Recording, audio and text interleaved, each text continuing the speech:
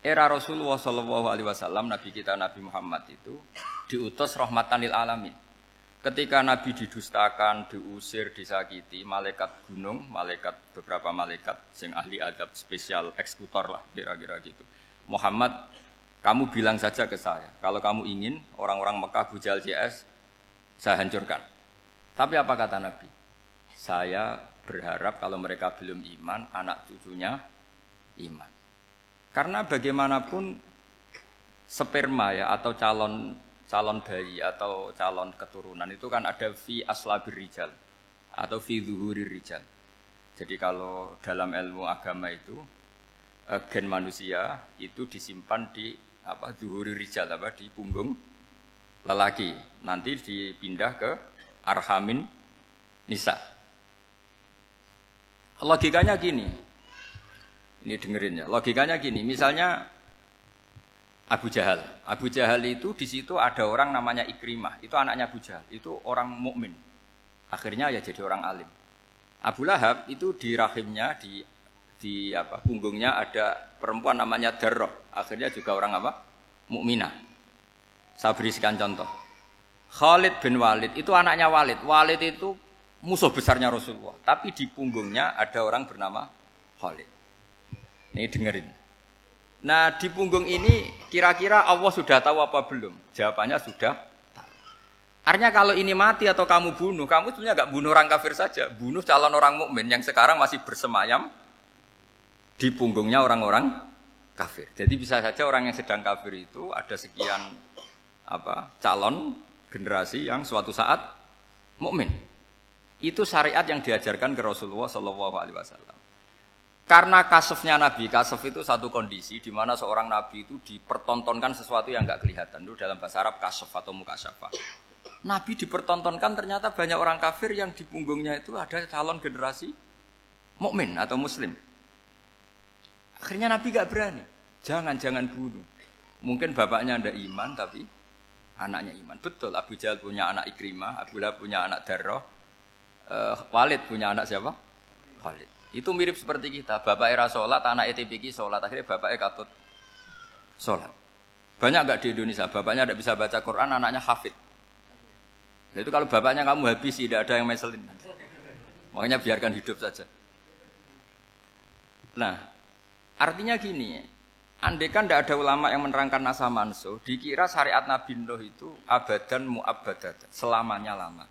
Sehingga main teror sama orang kafir sah berdasar Nabi Nuh, padahal kita sudah ganti Nabi.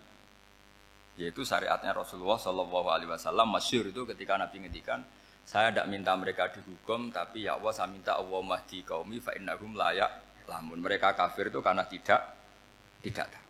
Sehingga ada periode. Loh kalau perang itu beda, perang itu konteksnya duel, itu tidak harus sama Abu Jahal, Abu Lahab. Ada penjahat mau bunuh kamu wajib perang enggak? Wajib. Penjahatnya meskipun muslim apa harus kafir? Meskipun muslim. Maka kata ulama fikih sebetulnya perang duel itu bukan syariat muslim sama kafir tok. Masih muslim sama muslim, misalnya ada orang mau merkosa istri kamu, terus dia pamit gini, saya muslim loh, beri hak loh. Enggak bisa. Saya penjahat loh, muslim. Jadi kamu enggak boleh merangin saya, ngelawan saya. Saya kan muslim. Enggak bisa, tetap harus dilawan. Makanya kata ulama-ulama fikih, pertarungan sama musuh itu tidak harus sama orang kafir. Orang muslim pun yang mengganggu kehormatan kita, misalnya mau merkosa istri Anda, itu harus dilawan. Makanya Nabi ngendikan, mangkutila duna mali fahuwa syahid, mangkutila duna harimi fahuwa syahid. Orang yang mati karena membela kehormatan keluarganya atau hartanya, maka dia mati syahid. Dan penjahat yang mati ini muhaddarun damu, diabaikan, sehingga enggak kena kisos, membunuhnya enggak kena. Misalnya ada penjahat mau bunuh kamu duel, menang. Kamu enggak kena kisos karena ini muhaddarun damu, diabaikan kehormatannya. Padahal dia muslim, apa? Muslim. Ini perlu. Jadi ini mengaji ini agak jelimet tapi gampang. Kan kalau paham enggak paham selesai, jadi enggak baca selesai itu. Sehingga kalau enggak ada nasa mansuh, maka orang selalu berpikir, pokoknya sementing ikut Nabi. Nah itu bahayanya kalau Anda tidak tahu detail, jangan-jangan syariat yang kamu ikuti itu syariat yang sudah berstatus mansukhoh, telah dicabut. Dan itu banyak. Makanya kata Sayyidina Ali ketika ada orang ngajar gak tahu nasa mansuh, halakta wa ahlakta, kamu rusak dan merusak orang lain. Seperti tadi pernah ada kawin itu satu turunan, yaitu era Nabi Adam. Masa kita sekarang kawin sama satu turunan, kan gak mungkin. Ya kan, pernah ada membumi hanguskan orang kafir, yaitu syariatnya Nabi Nuh. Itu dihapus oleh syariatnya Nabi Ibrahim dulu. Yaitu Nabi Ibrahim menghentikan apa? Faman tabi'ani fa innahu minni wa man asoni fa innaka ghafurur rahim. Ya, kalau orang ikut saya ya Allah ya pasti golongan saya. Kalau yang masih maksiat, masih balelo, saya berharap engkau ampuni. Akhirnya banyak orang kafir tobat. Coba era Rasulullah itu semua orang kafir Mekah itu kafir. Nabi belum wafat. Itu sudah ada 114.000 mukmin semua. Jadi Nabi menangi mayoritas orang menjadi mukmin dari mayoritas kafir. Yaitu disebut wara'aitan nasa yadkhuluna fi dinillahi afwaja. Andai kan Nabi Muhammad pakai syariatnya Nabi Nuh, bisa enggak ngislamkan orang sebanyak itu? Enggak bisa kan? Maka ini penting mengenali nasah mansuh. Jadi periode cara wong Jawa maksud no tuntas. Robila tadar itu, pasot tuntas itu, menghabisi itu habis di periode Nabi siapa?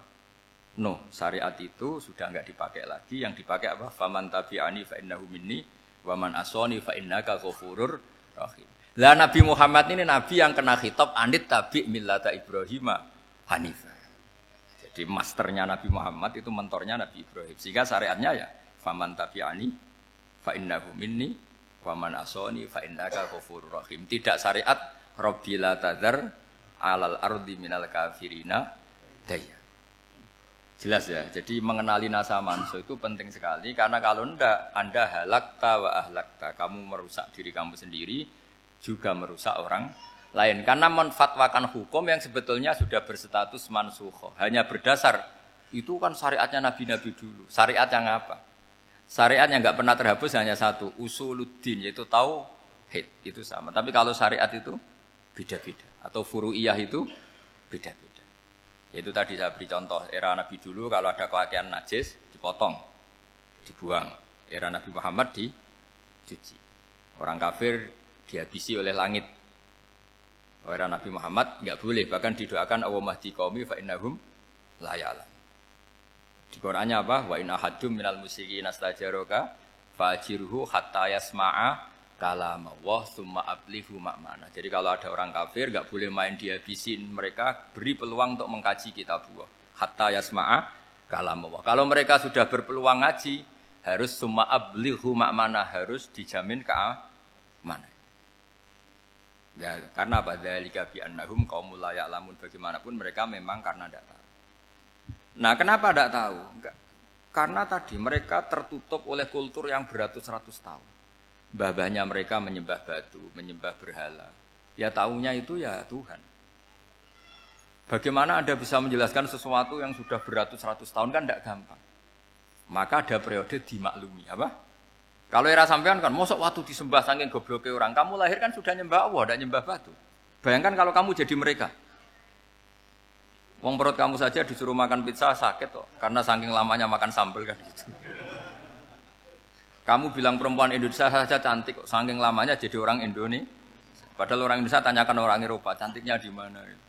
Kamu lahir di Afrika, bilang orang Afrika itu cantik, tanyakan orang Eropa, cantiknya di mana? Hitam gitu kok. Jadi orang itu pasti terkooptasi oleh sekelilingnya. Orang Afrika akan bilang, wanita Afrika itu cantik. Coba tanyakan orang Eropa, cantik apa enggak? Belas. Orang Eropa yang kulitnya gitu, kata orang Eropa indah, kata sampean. Koyok anaknya kebo katanya, udah jadi. Jadi orang itu akan terkooptasi oleh sekelilingnya. Bayangkan kalau semua orang nyembah berhala, terus kamu tidak, alasan kamu apa? Kan menentang mayoritas. Dan itu berat. Maka dimaklumi oleh Allah. Dzalika bi annahum qaumul la ya'lamun fi manah panyeruar.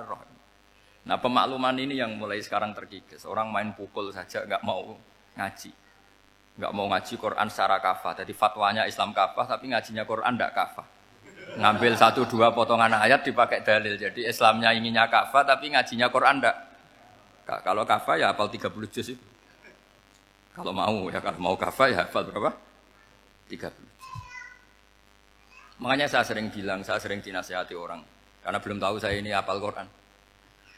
Bapak harusnya Islam itu kafah. Kata saya ya dimulai dari konsep Islam itu kafah dulu apa ya, hafal Quran secara kafah. Jadi ini penting saya utarakan. Bahaya sekali orang mengenali Islam tanpa mengenali nasakh mansukh. Karena beberapa syariat Nabi sebelum kita itu berstatus mansukh. Terus contoh berikutnya, ini nasakh mansukh antar Nabi apa khusus internal Nabi? Antar Nabi aja nggak selesai nih sampai subuh aja nggak selesai. Contoh yang paling keren mungkin cowok semua senang. Nabi Dawud dulu istrinya berapa? 99. Nah itu kalau masih halal itu kan berarti jenengan tuh punya istri berapa? Wah itu kan ngeri betul. Punya satu aja repotnya gitu apalagi berapa? Punya 99. Terus kamu bilang gini, ini kan syariatnya Nabi Dawud, Nabi kan bisa diikuti. Pernah ada periode di mana seperti itu boleh.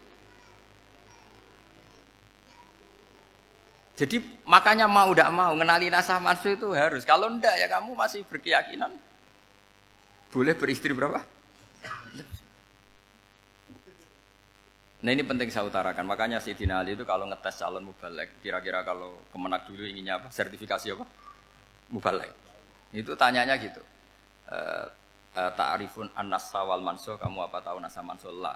Jawabnya Sayyidina Ali, halak tahu ahlak tahu, kamu orang yang rusak. Karena tadi takutnya ada syariat yang sudah mansukh dipakai. Itu tadi misalnya kita ini tidak umatnya Nabi Nuh, tapi pakai syarat robila tadar alal ardi minal kafirina. Terus ketiga begini, misteri manusia itu. Dan ini kita tidak pernah tahu sampai kiamat, tapi ini ilmu harus kita diskusikan. Misalnya saya ini namanya Bahauddin. Saya sekarang hidup sampai 2019 sekarang. Kan hanya Allah yang tahu berapa turunan saya sampai kiamat dan statusnya kayak apa. Donald Trump juga gitu. Donald Trump itu sekarang kafir, tapi kita tidak pernah tahu nanti turunan keberapa ada yang Muslim. Lah turunan yang calon Muslim ini diletakkan di mana kita tidak tahu. Yang jelas kalau kamu bunuh itu katut itu. Artinya gini, logika membiarkan orang kafir itu ya ada logikanya. Gitu. Logika membunuh karena mereka mau membunuh kita, ya ada logika fikihnya. Karena kalau kita ada membunuh, dibunuh. Makanya semuanya hukum ini terus bergantung al-hukmu yaduru ma'ilatihi wujudan wadam. Di sini terus dipertemukan. Makanya semua nabi itu kalau yang namanya membunuh pasti pas perang saja. Karena ini kondisi yang memang pilihannya hanya dua. Kalau nggak dibunuh ya membunuh. Ada duel lah. Maka ini butuh kajian fikih. Dan orang nggak boleh subjektif dalam hal ini. Saya ulang lagi, tidak boleh subjektif. Karena tadi, orang yang kamu katakan sekarang misalnya Zaid, kamu itu bodoh sekali. Kenapa bodoh? Tidak hafal Quran, nggak pernah kuliah, nggak pernah ngaji. Ternyata Zaid ini bersemayam calon anak yang alim alama hafal Quran. Namanya Umar, tapi masih jadi sperma. Suatu saat Zaid itu punya anak alim alama. Kan banyak orang tidak bisa baca Quran, punya anak hafid. Banyak nggak di Indonesia?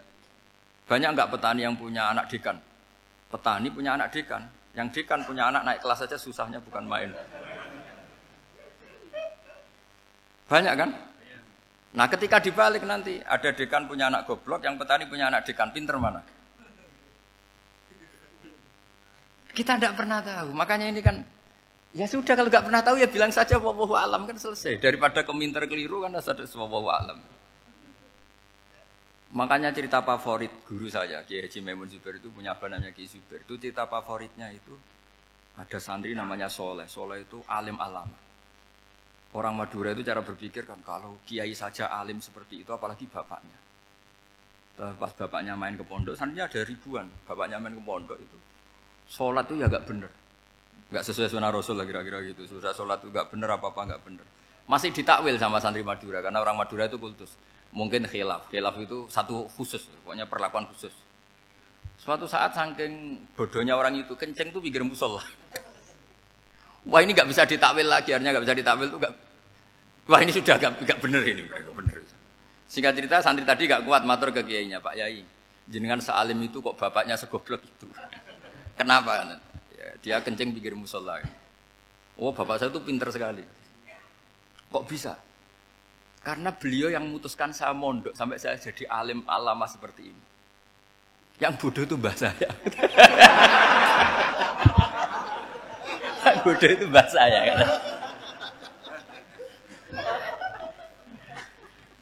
Artinya gini, sekarang misalnya Anda dekan, atau Anda rektor, atau Anda profesor, atau Anda kiai top, mubalek kondang. Anda mubalek kondang terus punya anak, gobloknya bukan main. Atau apalagi anaknya ketangkep KPK. Yang satu anaknya orang bodoh jadi dekan. Kalau kompetisi ini pinter mana coba? Ada ahli metodologi, tapi anaknya itu terlibat narkoba. Yang ini petani utun, anaknya dekan. Kira-kira kalau dikompetisikan pinter mana? Anaknya pinter petani tadi gitu. Yang ketika petani kamu vonis bodoh gitu. Tapi siapa tahu kalau ini menyimpan calon. Paham ya? Kita tidak pernah tahu. Makanya Quran selalu ngajari dalam ilmu sosial itu wa in adri la'allahu fitnatul lakum wa mata'un ila. Dalam ilmu sosial itu kita harus jawab tidak tahu. Karena mobil. Makanya saya tadi pagi ngaji di direktorat saya bilang, saya pernah diprotes orang, Gus kamu udah jelas 01 apa 02. Ya saya jawab gitu. Manusia itu makhluk yang paling enggak jelas gitu. Sekarang soleh suatu saat bisa saja enggak soleh. Yang sedang enggak soleh suatu saat soleh. Sesuatu yang mungkin rubah kok kamu fanatik itu gimana? Nalarnya itu gimana? Coba kita tahu dulu Wahsy itu pembunuh Hamzah, akhirnya mati mukmin ya enggak? Padahal orang yang sangat dibenci Rasulullah karena membunuh Sayyid siapa? Hamzah. Sa'labah yang tukang itikaf di masjid, akhirnya su'ul khatimah. Kita tidak pernah tahu. Nah kalau nggak pernah tahu ya tidak usah terlalu fanatik biasa saja. Kayak jenengan seneng saya itu ya saya tidak tahu sampai kapan ya tidak tahu. Saya seneng sampean sampai kapan ya tidak tahu. Kayak suami istri itu. Pas nikah harmonis bulan madu sampai kapan bertanya. Yang jelas paling awet itu pasangan jelek itu pasti nggak awet. Makanya jadi guyonan tuh. Pasangan itu jangan baik-baik nggak awet. Kalau jelek itu awet. Ternyata maksudnya cantik sama ganteng. Itu suatu saat pasti jadi jelek. Yang jelek sama jelek pasti jelek terus. Makanya jadi guyonan. Kalau pasangan jelek itu awet katanya. Tapi kalau pasangan baik, ternyata baik wajahnya itu pasti gak awet. Suatu saat pasti jelek. Tapi yang jelek awet. Karena mulai dulu ya jelek sampai itu. Awet jeleknya maksudnya bukan. Ya jelas ya, jadi saya mohon sekali ini ilmu. Sampai ndak urusan, ini bukan urusan cocok ndak cocok, tapi ilmu. Ilmu harus kita dengar bahwa syariatnya para nabi itu yang sifatnya furu'iyah, tidak usuliyah, tidak tauhid itu potensi rubah. Sehingga mengkaji nasah mansuh itu satu keharusan seorang ulama. Makanya setiap ada syariat nabi, hal hadis syariah mu'abbadah amla, mansukhah amla. Karena potensi itu tinggi. Kita tahu dulu semua nabi sholat menghadap apa? Baitul Maqdis. Era Rasulullah dipindah ke Ka'bah. Tapi kalau kamu katakan total Baitul Maqdis ya tidak juga. Nabi Ibrahim mulai dulu madhabnya ke Ka'bah. Tapi kalau Nabi Musa ke Baitul Maqdis. Terus kamu bilang ini 01, 02 ya memang syariat jadi sesuatu yang furu'iyah. Nah, kenapa ini furu'iyah? Jawabannya sederhana. Ketika seseorang menghadap Ka'bah itu menghadap batu apa menghadap Allah? Allah. Ketika menghadap Baitul Maqdis hakikatnya menghadap Allah apa menghadap Baitul Maqdis? Allah, maka menghadap Ka'bah itu sebenarnya masalah furu'iyah. Yang masalah usuliyah adalah inni wajjahtu wajhiya lilladzi fataras samawati wal ardh. Yang permanen adalah menghadap Allah Subhanahu wa taala. Cuma secara prosedur syariatnya secara zahir menghadap Ka'bah. Maka potensi rubah karena ternyata itu furu'iyah, untuk kiblatnya itu furu'iyah. Yang permanen adalah menghadap ke Allah Subhanahu wa taala. Ini pentingnya.